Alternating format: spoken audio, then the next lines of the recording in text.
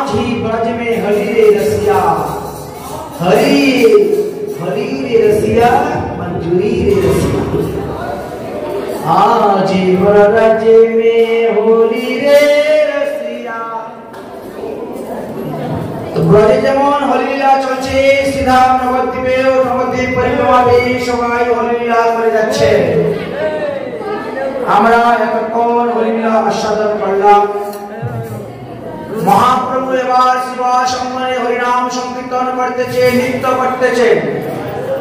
কিন্তু নৃত্য করতে করতেই সেখানে মহাপ্রভু হৃদয়ের মধ্যে আনন্দ আসতেছে না। মহাপ্রভু জিজ্ঞাসা করলেন কি ব্যাপার? শিবাস পণ্ডিত, অন্যান্য দিন যদি আমরা নৃত্য করি তখন আমরা খুব আনন্দ পাই, আজকে নৃত্যতে আনন্দ আসছে না কেন? ইহার কারণ কি? নিশ্চয়ই কেউ লুকিয়ে লুকিয়ে থেকে আমাদের এই রঙ্গ দেখতেছে। মহাপ্রভু তখন বললেন, যাও ঘরের ভিতরে গিয়ে ভালো করে দেখো কে লুকিয়ে আছে আর কে বা আমাদেরটা দেখতেছে। তখন বললেন যে হ্যাঁ। শিবাস পণ্ডিত যখন গেলেন, গিয়ে দেখেন নিজের শাশুড়ি ঘরের ভিতরে লুকিয়ে আছে। শাশুড়ি কারণ সম্প্রদায় বিহীন লোক, ভাব ভক্তি যাদের মধ্যে নাই, তারা মহাপ্রভু লীলা দর্শন করার সুযোগ পায় না। আর তারা থাকলে মহাপ্রভুরও আনন্দ হয় না। এই জন্য মহাপ্রভু তখন বললেন, শিবাস পণ্ডিত গিয়ে না শাশুড়িকে চুলের মুঠে ধরে ঘর থেকে বের করে দিলেন। তুমি পাপিনি, তুমি থাকলে পরে আমার মহাপ্রভু সুখ হচ্ছে না, যাও তুমি এখান থেকে বেরিয়ে যাও বলে দিয়ে দিলেন। এইভাবে অনেক অনেক লীলা করেছিলেন। শিবাস পণ্ডিত নিজের শাশুড়িকে পর্যন্ত তিনি সরিয়ে দিলেন। একদিন মহাপ্রভু সংকীর্তনের মধ্যে নৃত্য করিতে করিতে হঠাৎ বঞ্চিত হয়ে ভূমিতে পড়ে যান।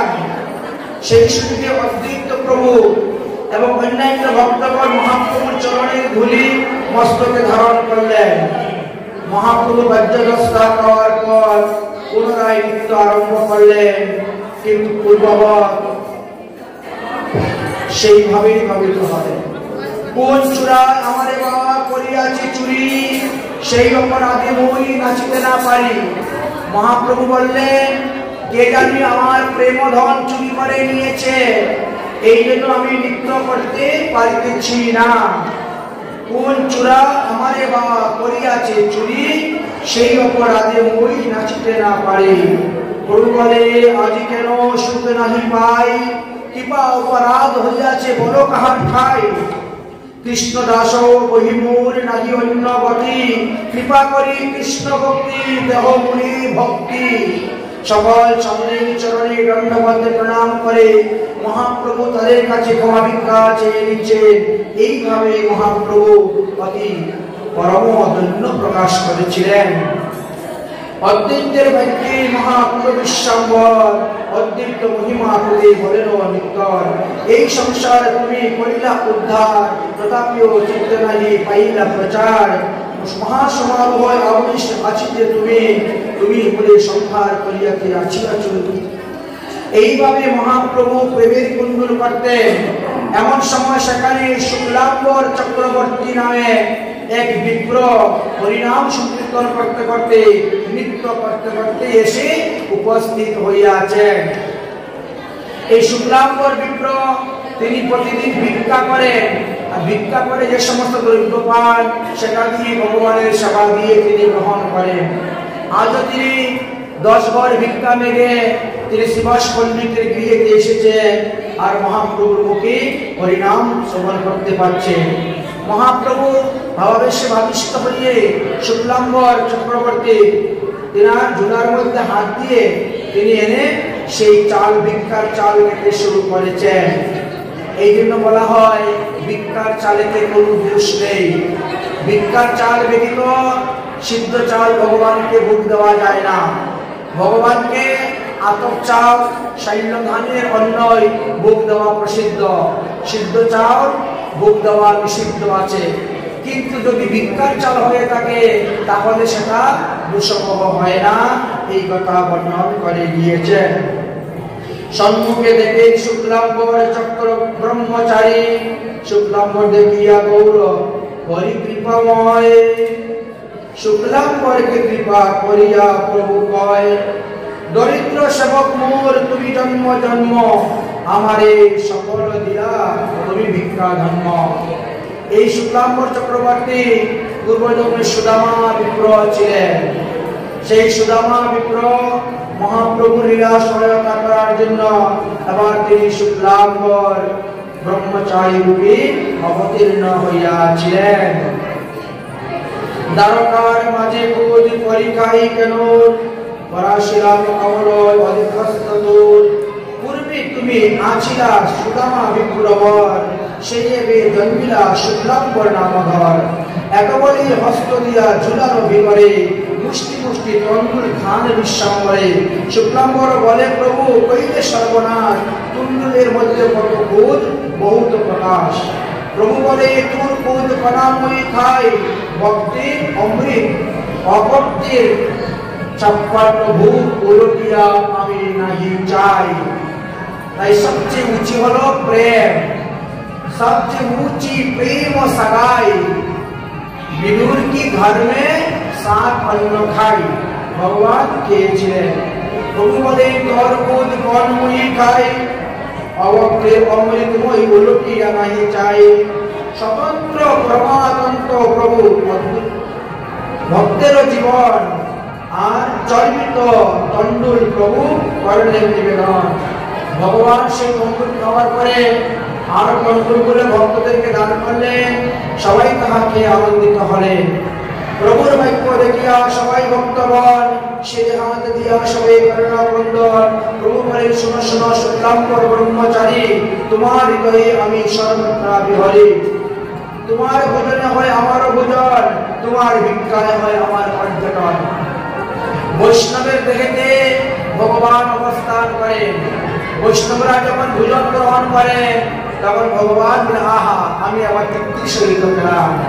তাই ভগবানকে যখন ভোগ দেওয়া হয় তখন ভগবান দৃষ্টির দ্বারা তাহা গ্রহণ করেন। আর বৈষ্ণবরা যখন গ্রহণ করেন তখন বৈষ্ণবের মুখে বসে ভগবান আহার করিয়া থাকেন। ব্রহ্মভক্তি বিলাইতে মোর অবতার, জন্ম জন্মে তোমরা সব সেবক আমার। তোমাদের দিলাম আমি ব্রহ্মভক্তি ধন, নিশ্চয়ই পাইবে তোমরা ভগবত ভজন। শুক্লাম্বরের বর্ষণী বৈষ্ণব সকল, জয়জনী হরিধ্বনি করিল কমল।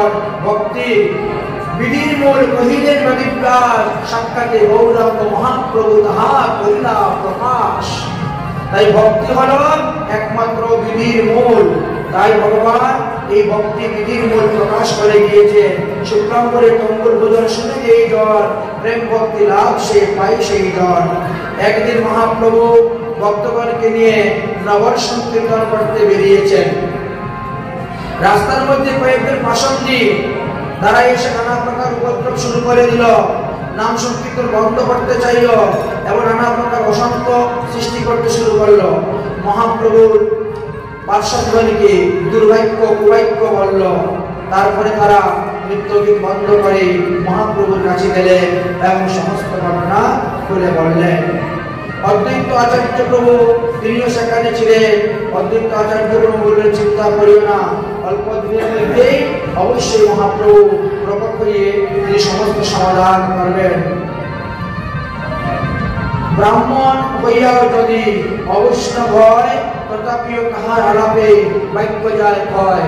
তাই পাষণ্ড নিন্দু নাস্তিক যে সমস্ত অব্রাহ্মণ গুলা ছিলেন বা ভূমি ব্রাহ্মণ পতিত ব্রাহ্মণ তাদের সঙ্গে বাক্য আলাপ করতে গেলেন না। মহাপ্রভু বলিলেন যেই দেহে প্রেমের উদয় হয় না সেই দেহে রাখার কোনো প্রয়োজন নেই, সেই দেহ গঙ্গায় ঝাঁপ দিয়ে করা ভালো। তাই মহাপ্রভুর হৃদয়ে প্রেমের উদয় হচ্ছে না বলে একদিন তিনি গঙ্গাতে ঝাঁপ দেওয়ার জন্য রওনা হয়েছিলেন। সমস্ত ভক্তগণ তখন তিনাকে রক্ষা করেছিলেন। হরিদাস নিত্যানন্দ সর্বদাই হরিনাম প্রচার করে যাচ্ছে। ভক্ত সব আনন্দে আত্মহারা হয়ে তারা ঘুরতেছেন। আজ হরিদাস মহাপ্রভুর গুণগান প্রচার করে করে কীর্তন করে করে তিনি যাচ্ছেন আর বলছেন আমার নিতাই গৌর নাম আনন্দেরি ধাম যে জন নাহি কলয় নিতাই গৌর নাম আনন্দেরি ধাম যে জন নাহি কলয় যে জন নাহি যে জন নাহি কলয় যে জন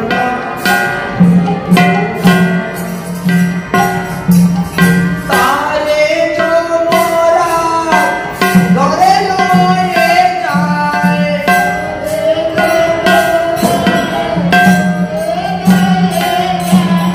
নরকে ডুবাইব তাই নরকে ডুবালো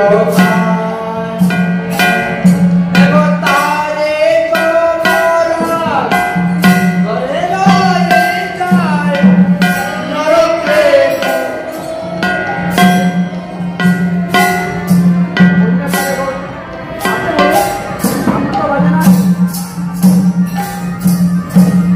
নরকে সামনে বুঝতে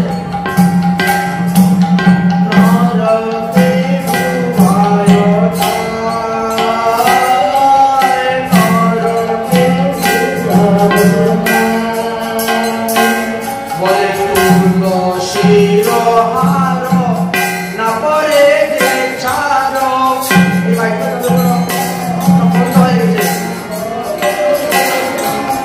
তুলসীর হার না পরে যে ছাড়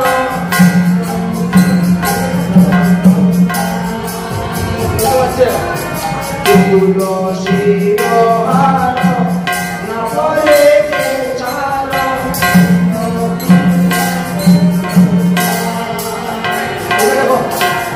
তুলসীর হার না পরে যে ছাড়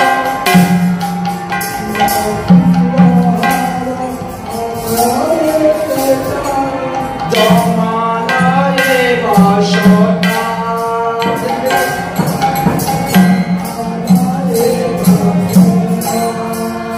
আয় জমালয়ে বাসনা জমালয়ে তুলসীর হার না পরে যে ছাড় জমালয়ে বাসনা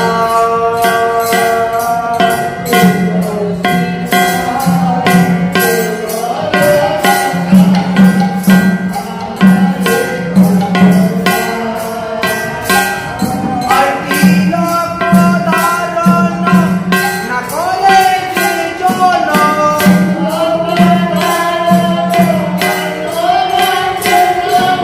তিলক ধারণ না করে যে জন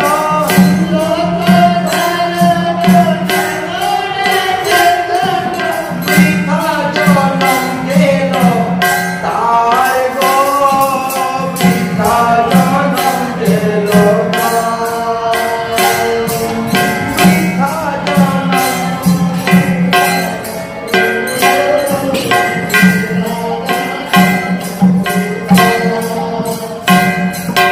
নালয় হরি নাম বিদিতার বার নালয় পামর পাষণ্ড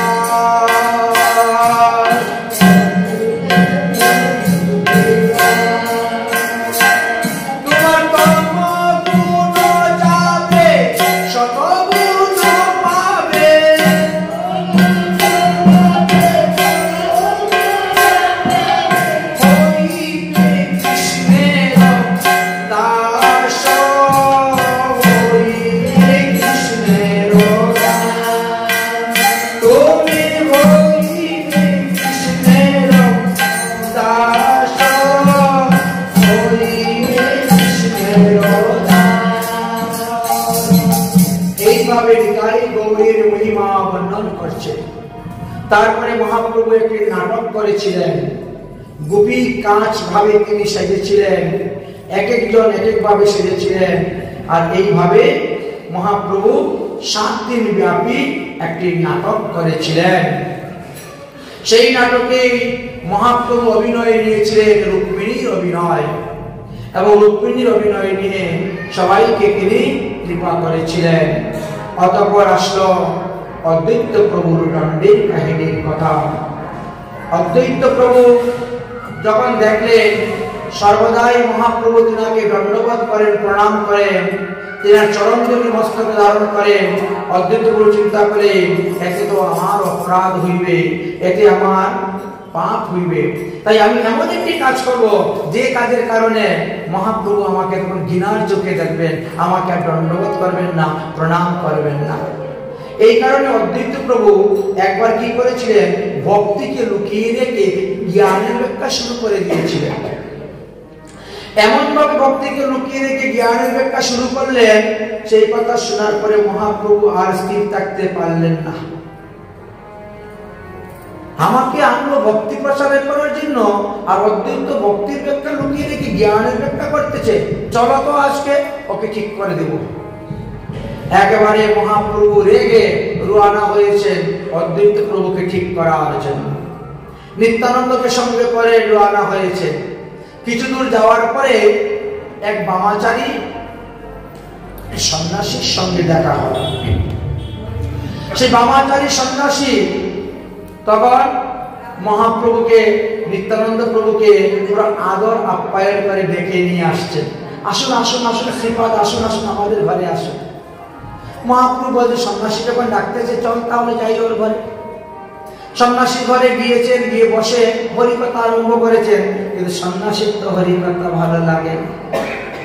সন্ন্যাসী বলছে, শ্রীপাদ কিছু আনন্দ আনিব, শ্রীপাদ কিছু আনন্দ আনিব।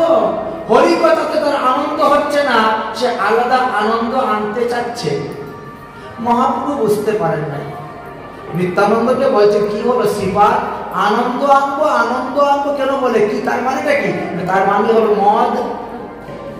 বামাচারী সন্ন্যাসী মদ্যপান করে, সন্ন্যাস গ্রহণ করা সত্ত্বেও তার সঙ্গে নারী আছে, স্ত্রী আছে, স্ত্রী সঙ্গ করে, এই জন্য তাকে বামাচারী সন্ন্যাসী বলা হয়েছে। মহাপ্রভু যে মদিরার নাম শুনেছেন বিষ্ণু বিষ্ণু বলে ওই ওদের বাড়ি থেকে চলে আসলেন, ফলমূল পর্যন্ত গ্রহণ করলেন না। যে বাড়ি যে মদিরা পান করে তার হাতে ফলমূল খাবো, তাও না। তাই ফলমূল কোনো কিছু গ্রহণ না করে তিনি রওনা হয়ে গেলেন। নদীতে গিয়ে ঝাঁপ দিলেন, গঙ্গা পার হলেন, আর গঙ্গা পার হয়ে এসে উপস্থিত হয়েছে অদ্বৈত আচার্যের গৃহেতে। অদ্বৈত আচার্যের গৃহেতে এসে দেখলেন অদ্বৈত আচার্য প্রভু ভক্তিকে লুকিয়ে রেখে তিনি জ্ঞানের ব্যাখ্যা করতেছেন। অমনি মহাপ্রভু ক্রোধান্বিত হয়ে গেলেন, আর হয়ে তিনি অদ্বৈত প্রভুকে ধরলেন। একদিন নগর ভ্রমণ প্রভুর সঙ্গে দেখে আপনি সৃষ্টি নিত্যানন্দ রঙ্গে, নিত্যানন্দ সম্বরিয়া বলে বিশ্বাম্বর, চলো যাই শান্তিপুর আচার্যের ঘর। ভক্তি যুগ প্রভাবে অদ্বৈত মহাবল বুঝিয়া চিত্তে পাইলেন সকলে উত্তন, আইল ঠাকুর ক্রোধে অদ্বৈত জানিলা, জ্ঞান যুগ ব্যাখ্যা করে ভক্তি লুকাইয়া, চৈতন্য ভক্তেরকে বুঝিতে পারে লীলা, গঙ্গা পারে দুই পথে যায় মাতিয়া, ক্রোধ হইয়া বিশ্বাম্বর নিত্যানন্দ সঙ্গে দেখেন অদ্বৈত গেলেন জ্ঞান আনন্দ রঙ্গে। অদ্বৈত গৃহিণী মনে ভাবে মনে মন, দেখিয়া প্রভুর মূর্তি চিন্তিত তখন, ক্রোধ মনে বলে প্রভু আরে আরে নারা, বলো দেখি জ্ঞান ভক্তি কেন হইলে বুড়া। তুমি ভক্তিযুগ প্রচার করিবার জন্য আমাকে আনলে, আর এখন তুমি ভক্তিযুগ প্রচার না করে তুমি জ্ঞানের ব্যাখ্যা করতেছ। অদ্বৈত বলে, সকল থেকে ভয় জ্ঞান বড়, জ্ঞান যাহার হয় সে ভক্তি হইবে দৃঢ়। মহাপ্রভু বলে, তুমি ভুল সিদ্ধান্ত করতেছ।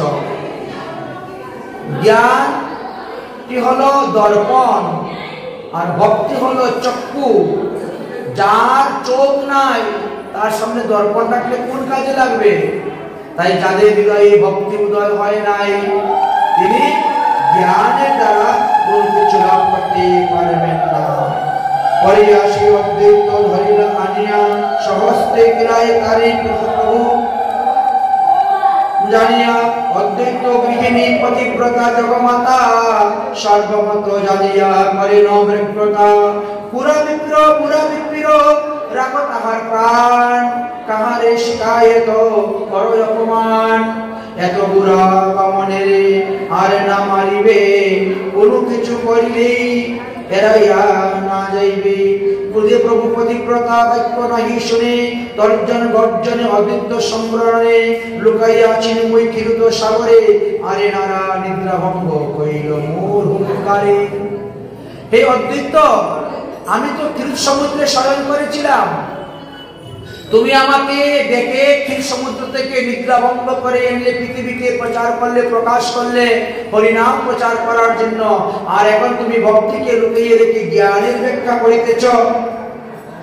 ভক্তি প্রকাশিব মই আমারে আনিলে, এমনি কেন তুমি জ্ঞানের ব্যাখ্যা করো? ভক্তি লুকাইয়ে এটা তোমার কার্য নয়।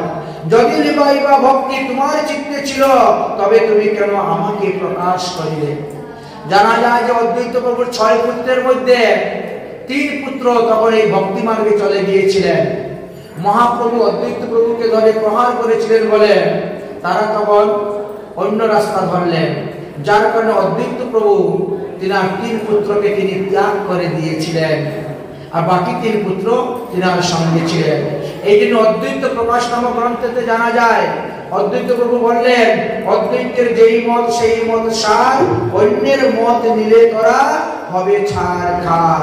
তাই আমাদেরকে সাবধান করলেন যে অন্যের মত নিতে যায় না। মহাপ্রভু সেখান থেকে আসলেন, আর আসার পরে তিনি শুনলেন যে পণ্ডিত দেবানন্দ শিবাস পণ্ডিতের চরণে অপরাধ করিয়াছেন। একদিন প্রভু করে নগর ভ্রমণ, চারিদিকে যত আছে আত্মবর্গগণ, সার্বভৌম পিতা বিশারদ মহেশ্বর, তাহার ভাগ্যমালে গেলেন প্রভু বিশ্বাম্বর। সেইখানে দেবানন্দ পণ্ডিতের বাস, পরম সুশান্ত বিপ্র মুখ্য অভিলাষ, জ্ঞানবন্ত তপস্বী আজন্মা উদাসীন, ভাগবত পরায়ণ তাপি ভক্তি। দেবানন্দ পণ্ডিত খুব বড় একজন পণ্ডিত ছিলেন। তিনি ভাগবত পাঠ করেন, অথচ ভক্তিকে লুকিয়ে রেখে তিনি জ্ঞানের ব্যাখ্যা করেন। ভাগবতের মহা অধ্যাপক হওয়া সত্ত্বেও তিনি যখন জ্ঞানের ব্যাখ্যা করেন তখন মহাপ্রভু অত্যন্ত রেগে গেলেন। কূপে বলেন, প্রভু বেকা কি অর্থ বাখানে, ভাগবতের অর্থ না জানে কোন জন্মে। সে তো ভাগবতের প্রকৃত অর্থই জানে না, সে আবার ভাগবত পাঠ করতে বসেছে, অতএব ভুল করতেছে। সে ভাগবত পাঠ করার, ভাগবত আসনে বসার যোগ্যতাই তার নাই। এই বলে মহাপ্রভু অত্যন্ত পীড়িত হলেন এবং তাকে প্রহার করতে গেলেন। অন্যান্য লোক যখন তাকে আটকালেন, শিবাস পণ্ডিতের কাছে সে অপরাধ করেছে। শিবাস পণ্ডিত এই ভাগবত কথা শ্রবণ করে প্রেমেতে হয়ে যখন অজ্ঞান হয়ে পড়েছিলেন, এই দেবানন্দ পণ্ডিতের শিষ্যগণ তখন তাকে নিয়ে চলে যায়। হেনমতে নবদ্বীপে প্রভু বিশ্বাম্বর ক্রিয়া করে নহে সর্বনয়ন গোচর। প্রতিদিন নিশাভাগে করেন কীর্তন, ভক্তি বিনু আর কিছু না করেন ব্যাকরণ। সংকীর্তন করে প্রভু সচির নন্দন, জগতে চিত্ত বৃদ্ধি করেন সুদন। প্রভু সেই সর্বজ্ঞ ইহা সর্বদাস জানে, এই ভয়ে কেহ নাহি না এসে সেখানে।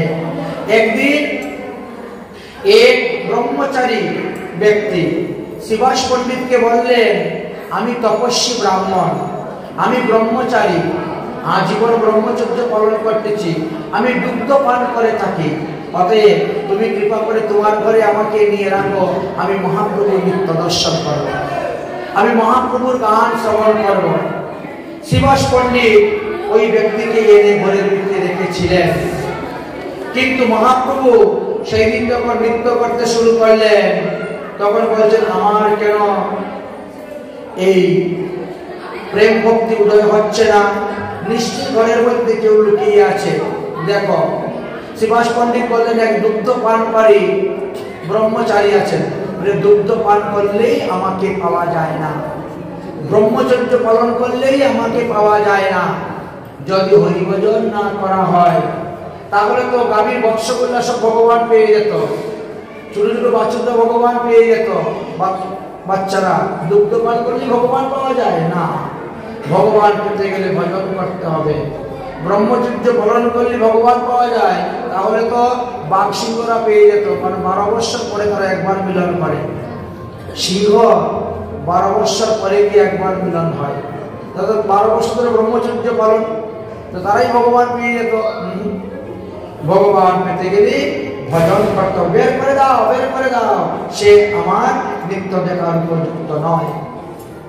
অতঃপর একদিন মহাপ্রভু স্বপ্নে দেখলেন বিশ্বরূপ, আর মহাপ্রভু নিজেও বিশ্বরূপ মূর্তি ধারণ করে সমস্ত নবদ্বীপবাসী ভক্তদেরকে দর্শন দিয়েছিলেন।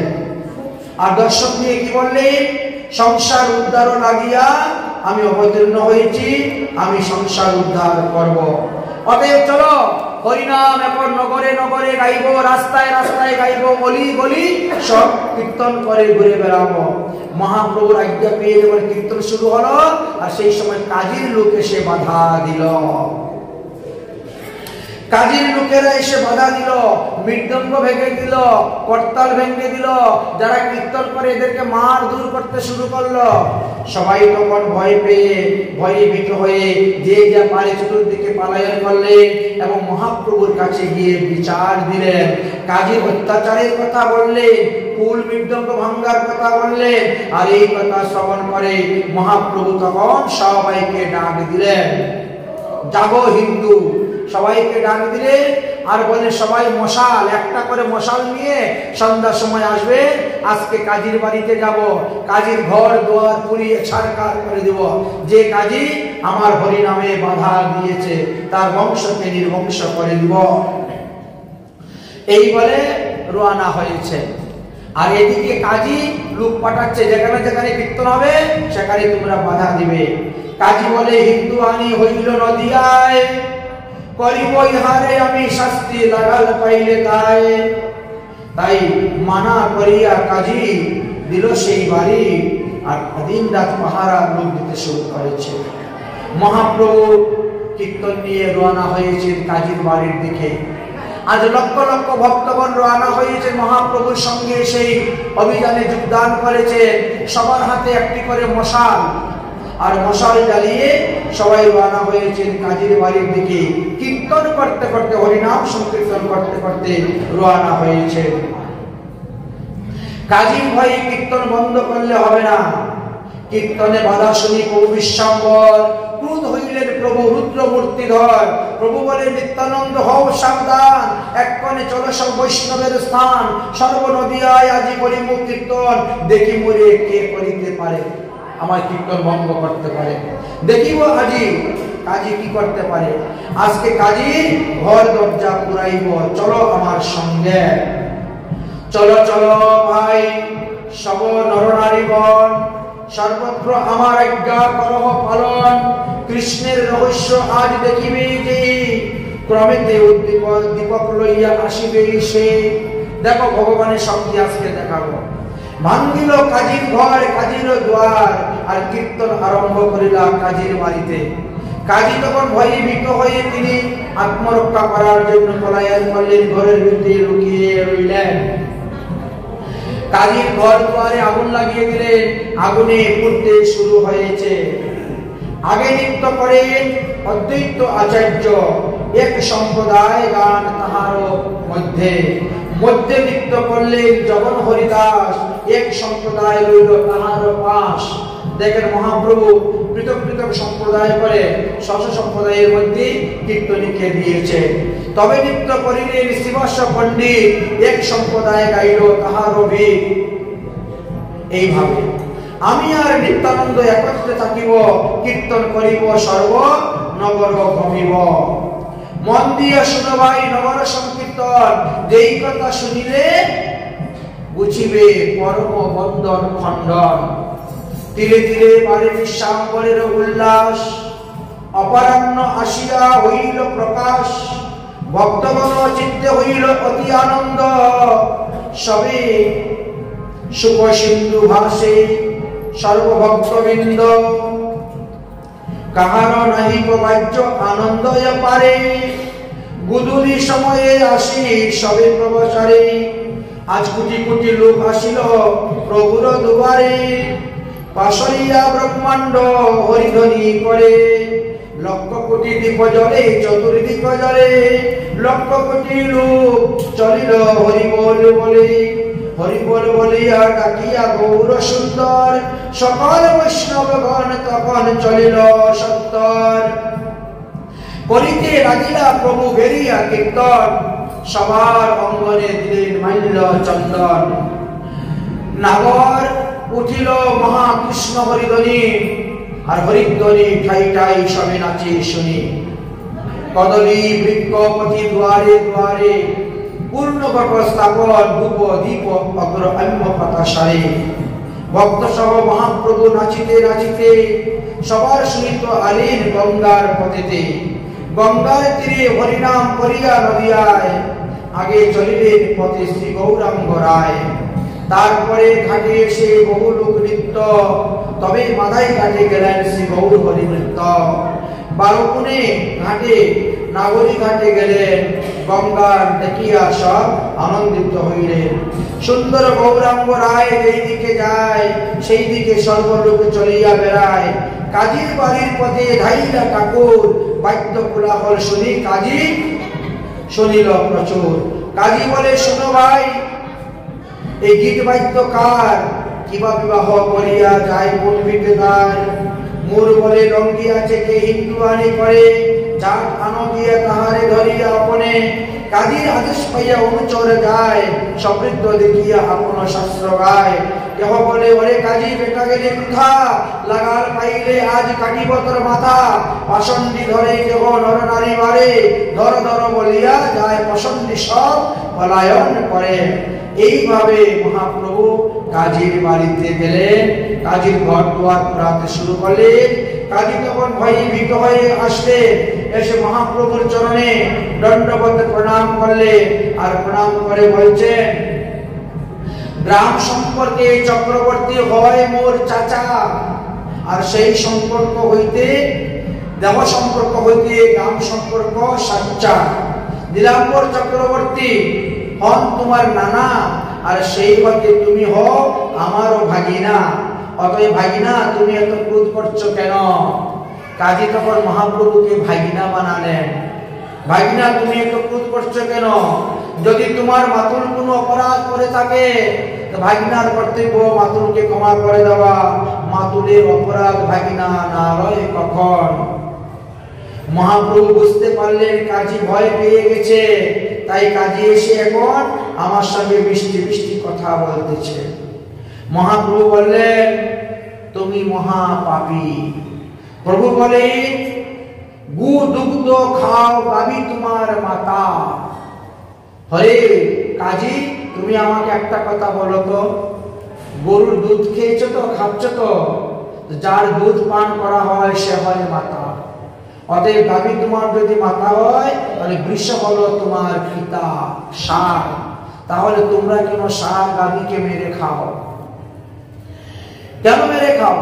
তোমরা মহাপাপী। গুহত্যা, ব্রহ্মহত্যা, মাতৃহত্যা, সুরাপান, এগুলি পঞ্চপাতকের মহাপাপী। কাজী বলেন, ওই তোমারও তো বেদ পুরাণে আছে, তোমাদের লোকেরা পাটাকশি মেরে খায়, দেবদেবী পূজা করে। তিনি বলেন, ভুল সিদ্ধান্ত মহাপ্রভু। একটা হলো প্রবৃত্তি মার্গ, আর একটা হলো নিবৃত্তি মার্গ। আমাদের বেদে প্রবৃত্তি মার্গের কথা কম লেখা আছে, নিবৃত্তি মার্গের কথা বেশি লেখা আছে। ওখানে ছাগল শব্দের অর্থ হলো আমাদের দেহের মধ্যে 6টা রিপু। ছাগলের কথা বলেন নাই, ছাগল 6 রিপু। কি কি 6 রিপু? কাম, ক্রোধ, লোভ, মোহ, মদ, মৎসর্য। এই 6টাকে ছাগল বলা হয়েছে, 6 রিপু। এই 6 রিপুকে ভগবানের চরণে অর্পণ করো, দেবদেবীর চরণে অর্পণ করে কৃষ্ণ ভজন করো। আর তা না করে মানুষ দুর্ব্যবহার করতেছে। এইভাবে উভয়ের মধ্যে শাস্ত্র নিয়ে অনেক কথাবার্তা হলো। তখন তিনি বললেন, হ্যাঁ, আমাদের শাস্ত্র এরকম নেই, আমাদের ছিল দুম্বা। দুম্বা ছিল, কিন্তু দুম্বা পাওয়া যায় না বলে এখন তারা বকরা ঈদ, কুরবানি ঈদ ইত্যাদি করে থাকে। এইগুলি তাদের পুরাণেও নাই, কারণ পুরাণের মধ্যেও অনেক ভুল আছে, অনেক অপভ্রংশ হয়েছে শব্দের। এই জন্য মানুষ দুর্প্রয়োগ করতে চাচ্ছে। মহাপ্রভু কাজীর ভ্রমটাকে ভাঙলেন, ভেঙে সুন্দর সিদ্ধান্ত স্থাপন করে দিলেন। প্রভু কয়ে বেদে গোহত্যা নিষেধ করা আছে, যারা গোহত্যা করে তাদের সঙ্গ করতে নেই, তাদের সঙ্গে উঠা বসা, তাদের সঙ্গে চলাফেরা করতে নেই, তারা মহাপাপী। অতএব হিন্দুরা না করে কখনো গোহত্যা বদন। বলছে আমরা যে শুনেছি তোমাদের আগে ছিল গুমের যজ্ঞ, নরমের যজ্ঞ, অশ্বমের যজ্ঞ, তাহলে বলে ওখানে গুমের যজ্ঞতে গরুকে হত্যা করা হতো না, একটা বৃদ্ধ গরুকে যজ্ঞকুণ্ডে ফেলে দেওয়া হতো, আর সেই গরু নব যৌবন প্রাপ্ত হয়ে যজ্ঞকুণ্ড থেকে বেরিয়ে আসতো।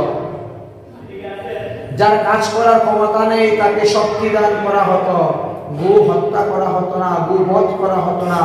অশ্বমের যজ্ঞ এইভাবে ছিল। এইভাবে মহাপ্রভু তাকে বুঝাইলেন। দেখবেন আমাদের বেদে লেখা আছে জরদ গভ। জরদ গভ মানে একেবারে বৃদ্ধ গরু, যে গরু চলাফেরা করতে পারে না, যে গরু ঘাস খেতে পারে না, যে গরু হাল চাষ করতে পারে না, যে গরু দুগ্ধ দান করতে পারে না, বাচ্চা প্রসব করতে পারে না, এরকম বয়স হয়ে গেছে, এদেরকে পুনর্যৌবন দান করা হতো। এই জন্য সেটা এইভাবে বুঝালেন। চাঁদের সমস্ত কথা শুনলেন। মহাপ্রভু বলেন অশ্বমেধ গবালম্ব সন্ন্যাস কলবন্তক দেবরম সদুৎপত্তি কলৌ পঞ্চ বিবর্জিতা। অতএব কলিযুগে এই সমস্ত নাই। কলিযুগে অষ্টমের যজ্ঞ নিষেধ, গোমের যজ্ঞ নিষেধ, গজপেয় যজ্ঞ নিষেধ, সপ্তমীর যজ্ঞ নিষেধ আছে, গবালম্ব নিষেধ আছে, কুহত্যা করা নিষিদ্ধ কলিযুগে, সন্ন্যাস গ্রহণ করা নিষিদ্ধ কলিযুগে, সাধ্যতে আমিষ দ্রব্য ব্যবহার করা নিষিদ্ধ কলিযুগে, এগুলো নিষেধ আছে। আর দেবরের দ্বারা সন্তান উৎপত্তি করাও কলিযুগে নিষেধ আছে। অন্যান্য যুগে ছিল স্বামীর দ্বারা সন্তান উৎপাদন না হলে দেবরের দ্বারা সন্তান উৎপাদন করা হতো। আমরা ত্রেতা যুগ দাপর যুগেই দেখেছি, যখন পাণ্ডু বংশের কথা আমরা শুনেছি, বিচিত্রবীর্য যখন মারা গেলেন, তখন বিচিত্রবীর্যর যে দুই স্ত্রী ছিল তাদের গর্ভে ব্যাসদেবের ঔরসে সন্তান জন্ম হয়েছিল, সেখানে বাসুদের কাছ থেকে সন্তান নিয়েছিল। যাই হোক, বংশ হত্যার জন্য এইভাবে আছে, কিন্তু কলিযুগে দেবরের দ্বারা উৎপন্ন করা নিষিদ্ধ আছে, এই পাঁচটি বিবর্জন করা। হে চাঁদকাজি, শুনো মোর বাণী,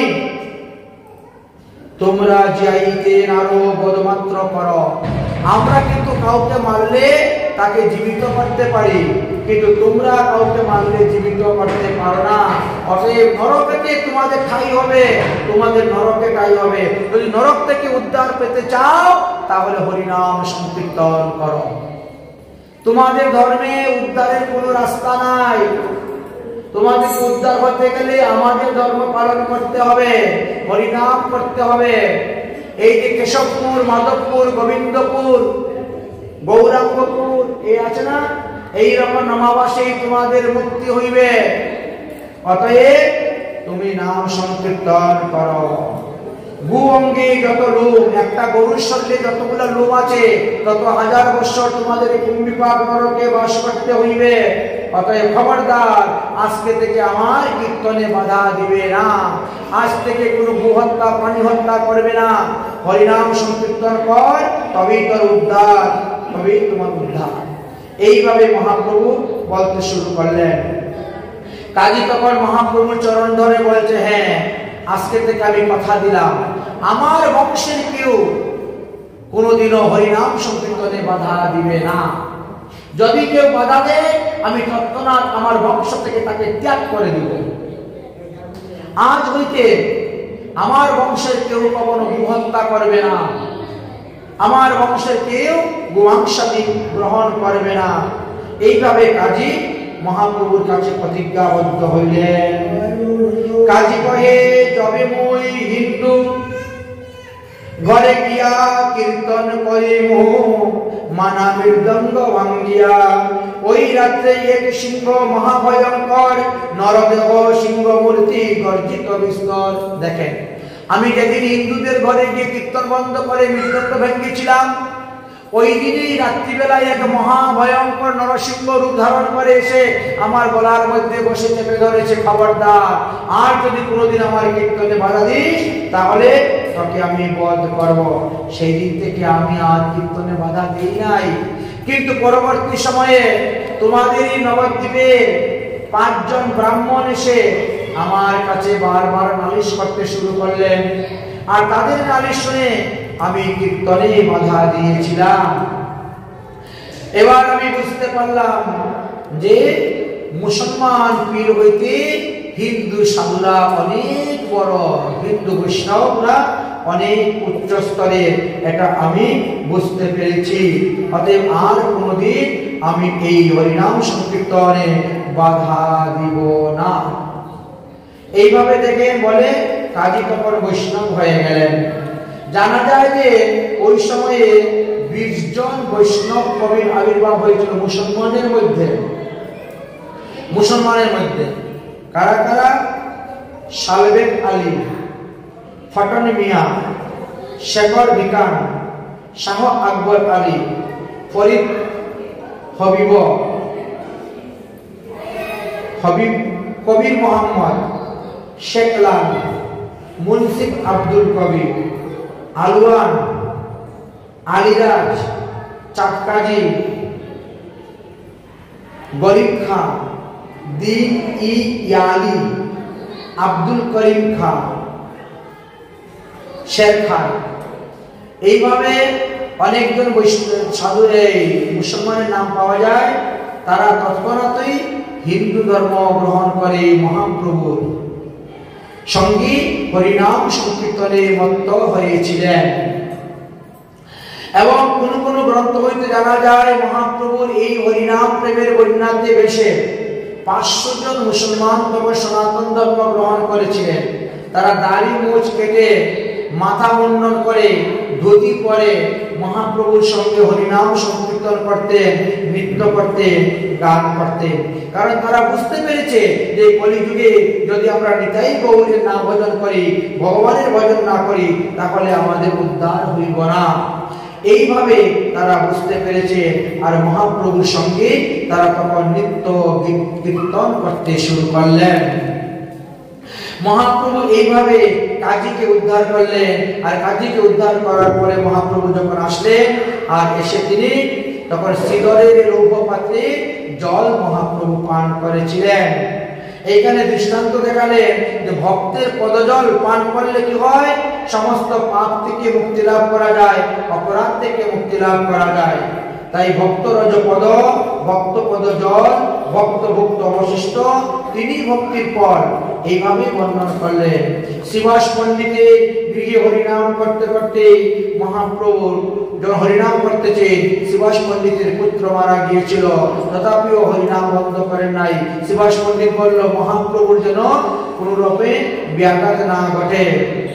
তাই মহাপ্রভু কীর্তন শুরু করতে করতে হঠাৎ জিজ্ঞাসা করলেন, কি ব্যাপার, সবার মুখে আনন্দ নাই কেন? বলে শ্রীবাস পণ্ডিতের পুত্র মারা গেছে। মহাপ্রভু হাততালি দিলেন, শ্রীবাস পণ্ডিতের পুত্রের দেহের মধ্যে প্রাণ ফিরে আসলো। শ্রীবাস পণ্ডিতের পুত্র উঠে বসে গেল এবং সুন্দর কথা বলল এবং সে বিদায় দিল যে আমাকে বিদায় দিন, আমার পরমায়ু শেষ, আমি চলে যাব। এই জন্য তিনি মহাপ্রভুর কাছ থেকে বিদায় দিলেন। আর বিদায় নিয়ে তিনি রওনা হয়ে গিয়েছিলেন। তো আমরা এইভাবে দেখতে পাই যে মহাপ্রভু অপূর্ব লীলা করেছিলেন। মহাপ্রভু গোপীভাব যখন উদয় হতো, তখন তিনি বৃন্দাবনে ছুটে চলে যাওয়ার জন্য পাগলের মতো তিনি যেতে শুরু করতেন আর বলতেন, চল রে আমার মন মধুর বৃন্দাবন। তাই বৃন্দাবনে যাওয়ার জন্য তিনি সমস্ত সর্বদাই ব্যাকুল থাকতেন। চলে রে আমার মন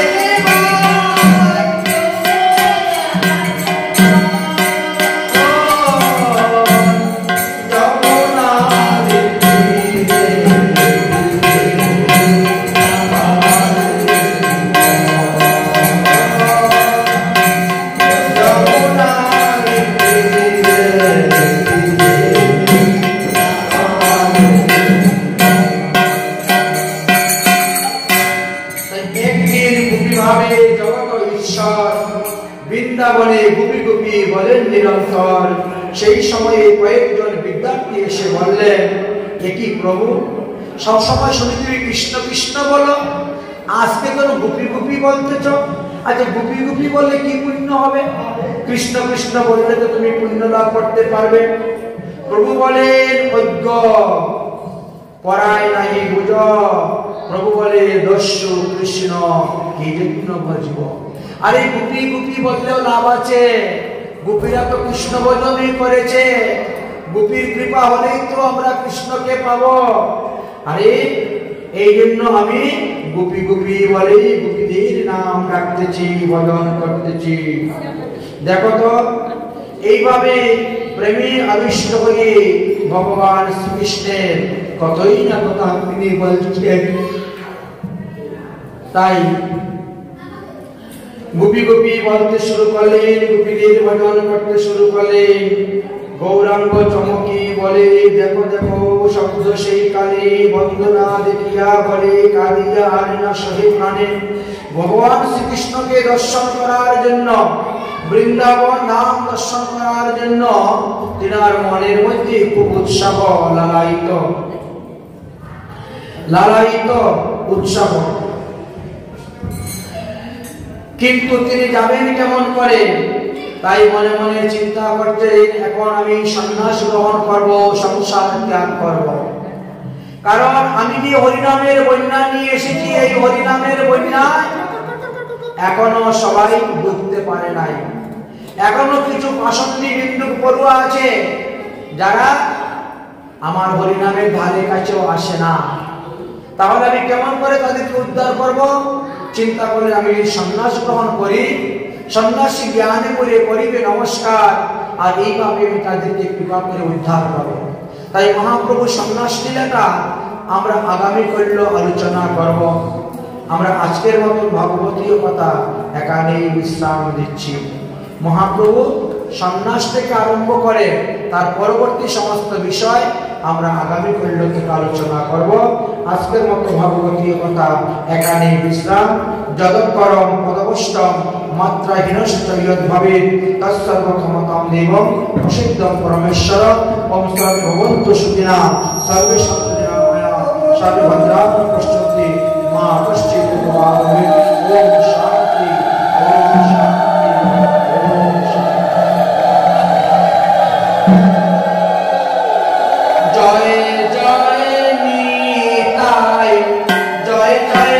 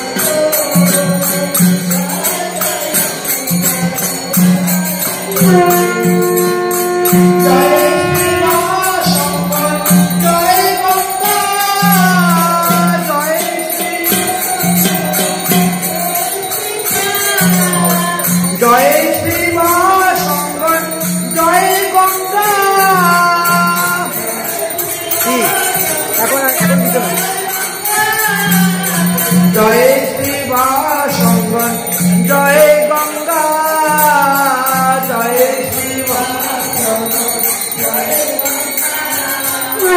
জয় বিষ্ণু প্রিয় প্রাণ বল্লভা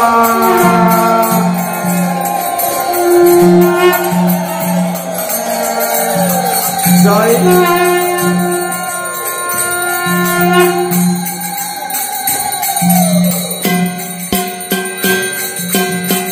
জয় বিষ্ণু প্রিয় প্রাণ বল্লভা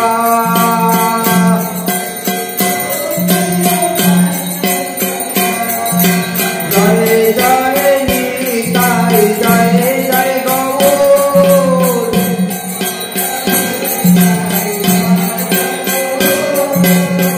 জয় জয় শ্রী নবতী